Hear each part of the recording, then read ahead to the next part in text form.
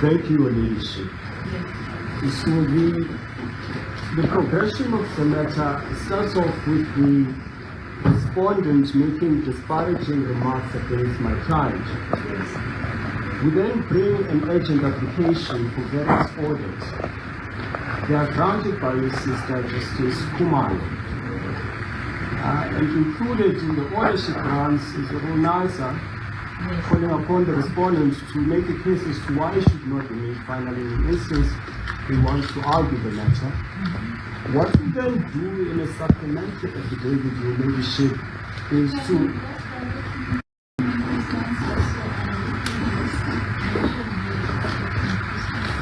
indeed, Your Ladyship. The supplementary affidavit sets out what happens post that interim order.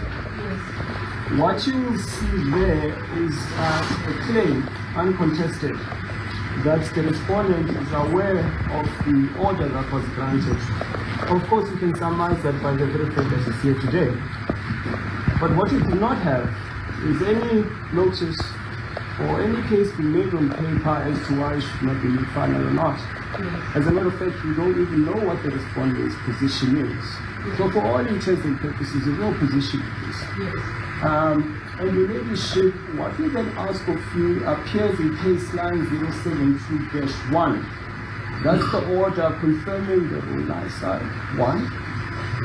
Secondly, the orders that are made in Your Ladyship's 072-5. 1. My apologies, Your Ladyship. 0721. 0721. Yes, Your Ladyship.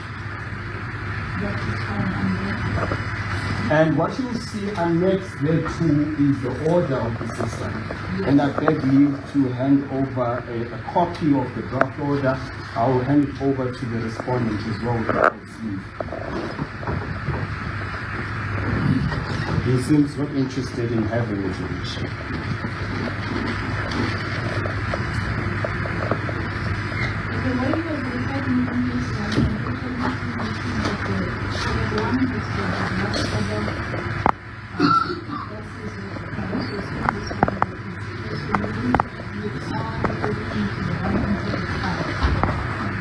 It's the copy I've handed to Your Ladyship. I don't know if that one has got an annexure to it with your sister's order.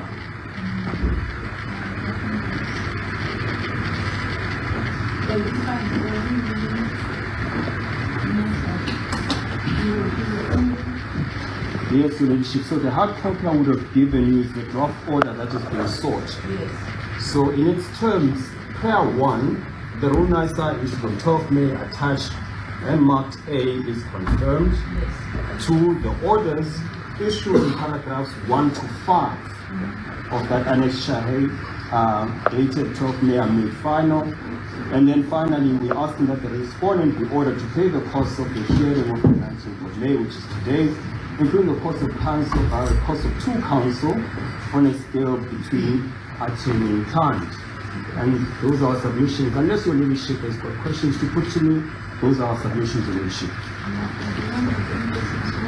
As a copy, please, my lady.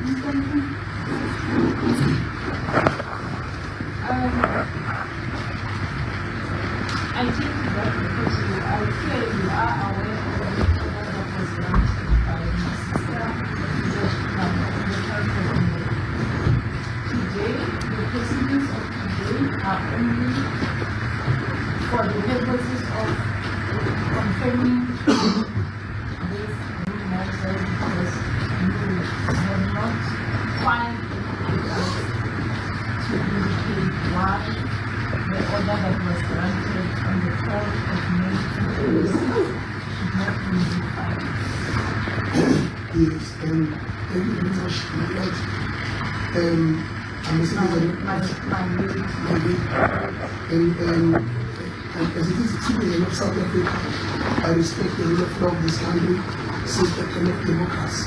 The way our constitution was drafted, it gives the supremacy of the law to be in charge of any matters that arises that seems to be legally and everything that we do in this country, despite our rights, we should be aligned legally. And in fact, the people that are working under oath are the people that are on National Assembly. Those are the people that should be exemplary to all of us in this entire country, so that we take them as our own model. Because they are law themselves even when they walk on the street.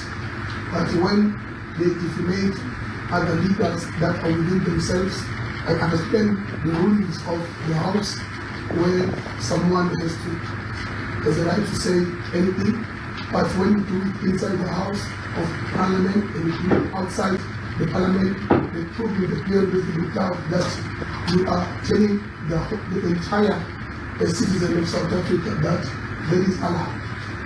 I never say anyone, but Julius Malema has documented a lot of our leaders since he was in the ANC league, for an example. Now you have to redirect yourself to exactly where we are here today. Yes. You might want to remember that there is an interim order that was granted. The purpose of today is for us to either confirm that the interim order or do something else. But it's not for me now to the granted for the purpose. So we are not here to try or listen to the topic, but we are here because you were given a chance to say, you need to say why the order that was granted. And I plead to the court that the court that it should not be made final because it's useless. It's useless in a manner that I was never said by anyone in this matter, and I only saw it online. But the amount of respondents that no, it's legit because it had been posted by himself as well. And then now they said there's a matter that I attended on the 19th of May. We're in marching on the streets, we never saw anything. I don't have lawyers because I don't work. Now I'm here to represent myself. Yes, I am. And I'm pleading to court that must never take it from me. Why? Because I never defamated any. When the evidence before just come out on the day, and it is there in the papers, and it shows that the did according to the statements that to make sure that we don't proceed. If I can maybe ask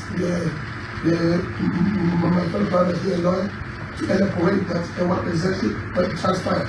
So for me to take this matter as a final. Yes. Because I never had anything. What would you like us to My leadership, I'm afraid the respondent is really not helping himself. Now, there's just a blatant lie on the oath. Problem one. Problem number two, I'll advise bringing a content application. I'm just telling you, when you respond, say, I'm unoath, I will never.